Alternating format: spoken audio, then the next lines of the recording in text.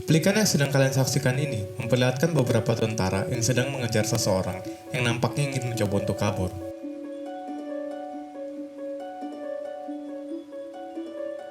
Ya, cuplikan tersebut adalah seorang warga Korea Utara yang tengah menyeberang ke Korea Selatan. Diketahui bahwa ada ribuan orang korut lainnya yang memblot ke Korea Selatan setiap tahun.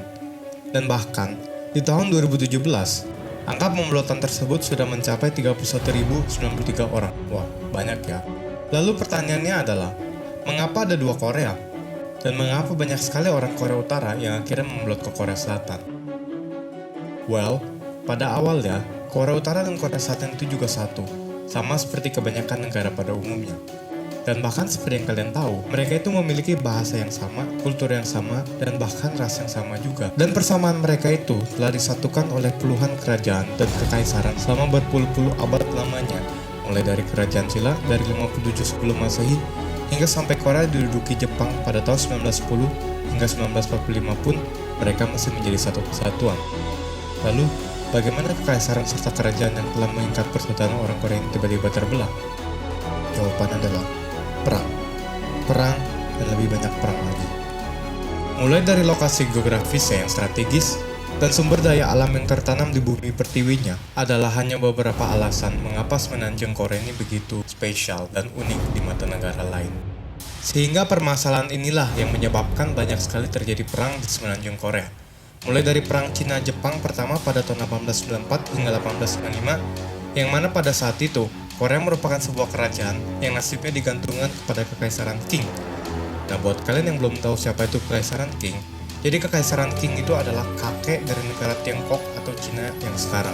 Dan Raja Gojong dari dinasti Joseon yang pada saat itu merupakan raja yang tengah memerintah Korea, kemudian memproklamirkan terbentuknya Kekaisaran Korea dan menjadikan dirinya sendiri sebagai kaisar setelah memanfaatkan momentum pada perang Cina-Jepang ini. Alasannya, dia ingin membentuk negara Korea yang berdikari dan mandiri dalam segala hal tanpa harus ada campur tangan negara luar. Namun, di tengah-tengah masa kekuasaannya, Korea pun sekali lagi harus dipertaruhkan nasibnya dalam perang Rusia-Jepang pada tahun 1904 hingga 1905. Kekaisaran Rusia yang pada saat itu tengah diperintah oleh Tsar Nicholas II takut apabila Jepang akan menjadi negara adidaya baru dunia, yang mana nantinya hal ini dapat meningkatkan pengaruh Jepang yang lebih besar lagi di semenanjung Korea. Akibat dari tindakan Tsar Nicholas yang gegabah ini, akhirnya perang pun dimenangkan oleh Jepang, sehingga ia kemudian mulai diakui sebagai negara adidaya baru. Dan perlu diketahui juga oleh kalian, bahwa perang ini merupakan perang pertama yang dimenangkan oleh negara timur atas negara barat. Pengaruh Jepang tiap tahun semakin menguat di semenanjung Korea, hingga akhirnya Jepang mengambil alih kekuasaan Joseon Korea dan beranggapan bahwa penduduk mereka telah berasimilasi dengan Jepang, sehingga sebuah perang tidak diperlukan lagi untuk mengambil alih Korea. Traktat Jepang-Korea pun akhirnya dikeluarkan pada tahun 1910 yang mengatur pemberian kekuasaan atas seluruh semenanjung Korea kepada Kekaisaran Jepang. Sedikit yang diketahui oleh Jepang bahwa secara diam-diam, masyarakat Korea yang telah muak atas penjajahan yang terjadi di tanah airnya, kemudian membentuk negara pengasingan yang bermarkas di Shanghai, Tiongkok, dengan tujuan untuk mengambil alih kekuasaan Jepang atas Korea nantinya. Pemerintahan pengasingan ini berhaluan Republik Presidensial, itu presiden sebagai pemegang tonggak kekuasaan tertinggi di negara. Pada masa-masa inilah, pamor dari tokoh perjuangan Korea seperti Kim Koo, Syngman Rhee semakin meningkat di dunia barat.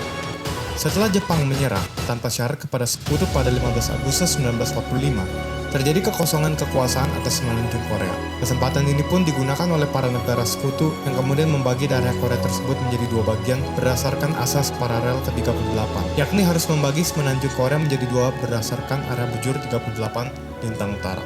Bagian selatan kemudian diambil alih oleh Amerika Serikat, dan bagian utara diambil alih oleh Uni Soviet yang kini menjadi Rusia. Sebenarnya, perjanjian untuk memberikan kekuasaan semenanjung Korea sudah diperbincangkan di Deklarasi Kairo pada tahun 1943 yang berbunyi bahwa Korea akan menjadi negara yang merdeka setelah perang. Tapi nyatanya Uni Soviet memiliki rencana yang lain terhadap Korea. Pada tahun 1948, Amerika Serikat memberikan kekuasaan penuh kepada Republik Korea untuk memerintah Korea Selatan dan mengangkat Syngman Rhee sebagai presiden pertamanya. Sedangkan Uni Soviet memberikan kekuasaan Koreanya terhadap Kim Il-sung, yaitu kakek dari pemimpin Korea Utara sekarang, Kim Jong-un, untuk membentuk pemerintahan komunis di Korea Utara. Tentara Amerika Serikat dan Uni Soviet kemudian angkat kaki dari masing-masing Korea pada tahun 1949. Namun di sisi lain, Korea Utara ternyata masih sering dipasok kebutuhan militer dan keuangan negaranya oleh Uni Soviet dan Cina yang pada saat itu sudah menjadi negara komunis.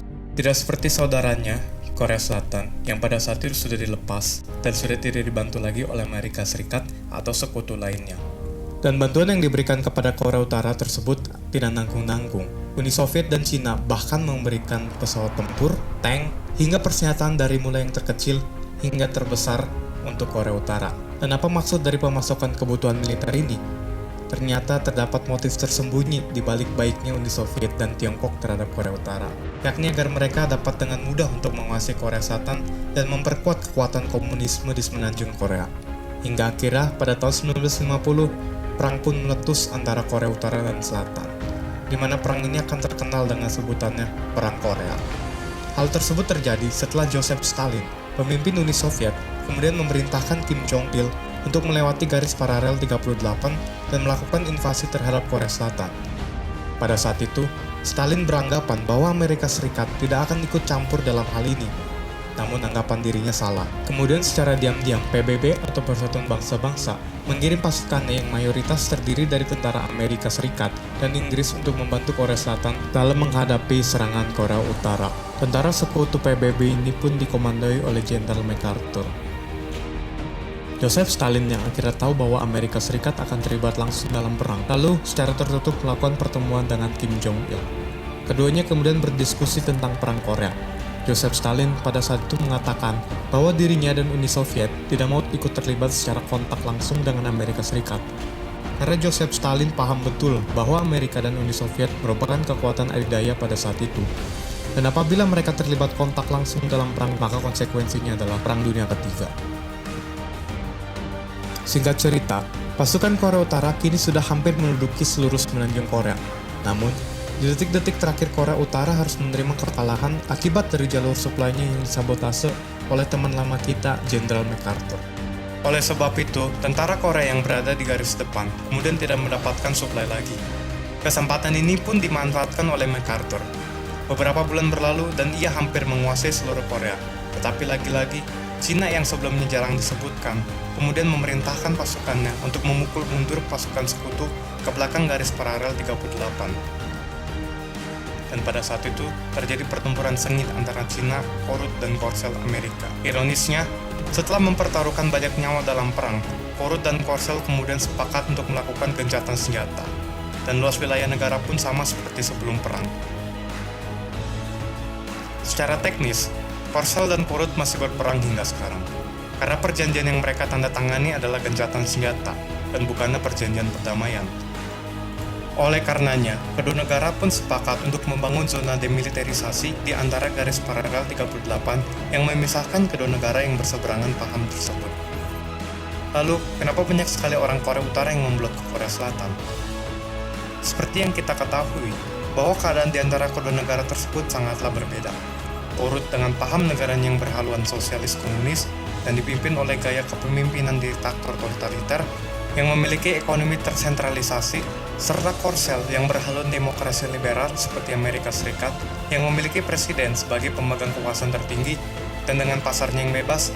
Tentunya hal ini kemudian akan berdampak terhadap aspek-aspek dalam kehidupan masyarakat sehari-hari. Sampai saat ini, belum ada perbincangan untuk melakukan reunifikasi Korea kembali di antara kedua negara ini. Dan bahkan mungkin tidak akan pernah terjadi. Tetapi bukan berarti mereka harus bermusuhan selamanya. Diketahui bahwa Korsel dan Korut kini tengah merajut kembali hubungan bilateral mereka yang dahulu sempat memanas dengan cara melakukan pertemuan di antara kedua pemimpin negara. Seperti pada tahun 2018, di mana Presiden Korsel, Moon Jae-in, bertemu dan berjabat tangan erat dengan pemimpin Korut, Kim Jong-un. Semoga saja persahabatan di antara kedua negara ini dapat terjalin lebih erat lagi.